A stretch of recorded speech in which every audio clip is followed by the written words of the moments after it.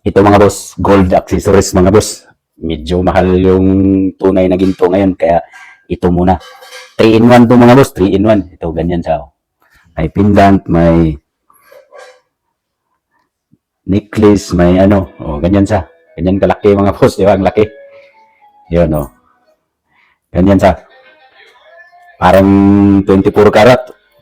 Napakatinang, ang tagalan nito sa akin. Kaya, lalo na sa mga ano dyan, medyo pangninong ang dating nito. Pag ano, suot mo to, tapos bitahin ka ng mga ninong o binyag o kung ano-anong event. Maganda to, boss. Hindi ka mahalata na, hindi mahalata na ano, ganyan sa haba. 22 inches ang haba nito. Hindi mahalata na, ano, na accessories lang to. Tingnan mo, gold, ang tagal na nito sa akin, pero tingnan mo, ano pa rin, hindi man nag-ibang kulay, hindi nangitim. Kaya yan, kuha na. Lagay ko yung link sa baba. Link sa baba mga boss. Napakagandang accessories nito mga boss. Parang tunay. 3-in-1 na to. Kung makuha nyo, 3-in-1. Bracelet, pendant, at saka ito. Tignan mo, ang ganda. Di ba?